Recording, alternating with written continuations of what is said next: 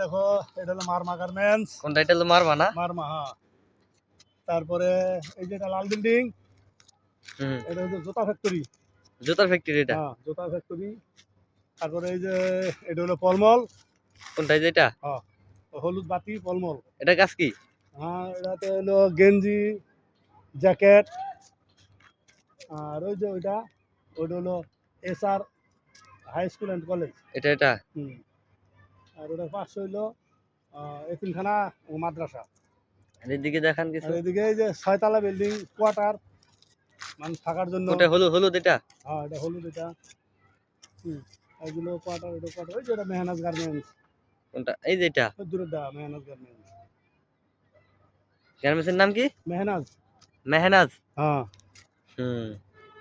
আর এখানে যদি কেউ নতুন বেড়াতে আসে তাহলে থাকবে কোথায়? হ্যাঁ, থাকবে কোথায়? যার যার আত্মীয় আছে, আত্মীয়র বাসায় থাকবে। আর এমনি যাদের কেউ নাই, তারা রুম পাবে কোথায় থেকে? আর মানে মাস থাকার জন্য না, হঠাৎ করে হঠাৎ করে থাকার জন্য আসছে, কেউ নাই কিন্তু থাকার কোনো জায়গা নাই। আমাদের এখানে পুলিশ ফাঁড়ি আছে, ওখানে যায় যোগাযোগ করলে ওখানে ব্যবস্থা আছে থাকার।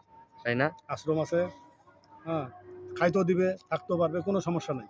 টাকা পয়সা কম, একদম সীমিত? না, টাকা পয়সা লাগবেই না। এতিমখানা? না, এতিমখানাও না, হলো যে এটা মানুষের কল্যাণে। হ্যাঁ, মানুষের খেদমতের জন্য করে রাখছে। যে কোনো মানুষ, অসহায় মানুষ বিপদে পড়ে আসলে তাদেরকে আশ্রয় দেওয়া হয় এবং খাইতে দেওয়া হয়। ধন্যবাদ আপনাকে অসংখ্য, সবাইকে বলার জন্য। এটা কি? এটা কি মসজিদ? এটা ফ্যাক্টরি? ওইটাও একটা ফ্যাক্টরি, ওইটাও একটা জুতার ফ্যাক্টরি। এটা জুতার ফ্যাক্টরি না? এখন ওইটা বড় কথা, এখন আপনি থাকেন কোথায় সেটা বলেন। আমি থাকি তো ওই যে এখন যেখানে দাঁড়ায় এখন আছি, যেখানে দাঁড়ায় আছি এইখানে আপনি থাকেন, এই বিল্ডিং এ? 4 তলার ছাদের উপরে আছি। এটার নিচতলায় থাকি, 2 নম্বর রুমে।